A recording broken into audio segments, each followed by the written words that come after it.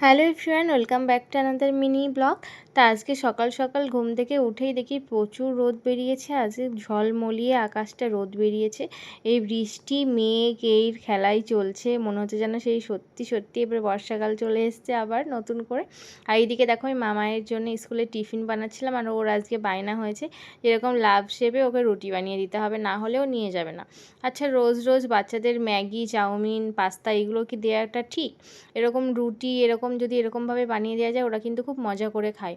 আর এরম ছোট ছোট করে রুটি করে দিলে ওরা যে কোনো সবজি দিয়ে বা যে কোনো কিছু দিয়ে একবারেই খেতে পারে, সেটা অসুবিধা হয় না, ছেঁড়া লাগে না রুটিটা আর কি। তো এই জন্য এরকম করে ওকে মাঝে সাঝে আমি রুটিটা বানিয়ে দিই। আর এই রুটিটা আমারও খেতে ভীষণ ভালো লাগে।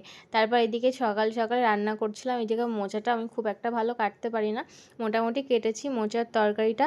এদিকে মোচার তরকারিটা জাস্ট একটু রান্না করতে গেছি, আর এইদিকে এক কাণ্ড হলো, সকাল সকাল ফোন এসছে। তাও অনেকটা লেট করে ফোনটা এসছে যে মামায়ের আজকে স্কুল বাস আসবে না।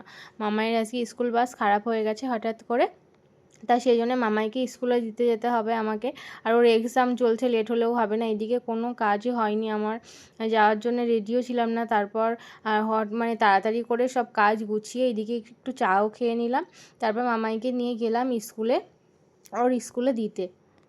অনেক দিন পর আবার আজকে মামাইকে নিয়ে স্কুলে যাচ্ছি, কেননা ও এখন অনেকটাই একা একা যেতে শিখে গেছে। স্কুল বাসে রেগুলার একাই যায়, একাই আসে। আর অনেক দিন পর ওকে সঙ্গে নিয়ে যাচ্ছি। আর পরে এক্সাম চলছে ওর এখন।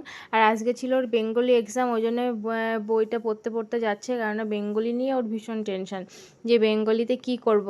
আমাদের সময়টা এরকম ছিল না, কিন্তু ওদের কাছে বেঙ্গলিটা ভীষণ টাফ একটা সাবজেক্ট বলে ওদের মনে হয়, আর বেঙ্গলিটা একদমই পড়তে চায় না। তারপর মামাইকে স্কুলে ড্রপ করে আমি এখানে আসলাম একটা শাড়ির দোকানে, কারণ পুজোতে যেতে শুধু নিজের জন্য কিনলে হবে না, আমাদের আশেপাশে আরও সবাই আছে, যাদেরকেও কিছু গিফট করার জন্যই কিনতে হয়। তো এখানে কিছু গিফট পারপাস কিছু শাড়ি দেখছিলাম, যে আমাদের আপনজনদেরকে দেওয়ার জন্যে আর কি। এদিকে তারপর কেনা হয়ে গেল, তারপর ওখান থেকে আমি বেরিয়ে আসলাম। আর এবার যাব মামায়ের স্কুলে। আর দেখো এই দুপুর একদম রোদ ঝাঝা করছে চারিদিকে, আর ব্রিজটা খুব সুন্দর লাগে আমার এইখানকার পরিবেশটা। তারপর মামার স্কুলে গিয়ে আবার মামাইকে নিয়ে আবার বাড়িতে যাব। আর এইদিকে দেখো মামাইয়ের তারপর স্কুল বাসে উঠলাম আর মামাইকে নিয়ে বাড়িতে ফিরলাম।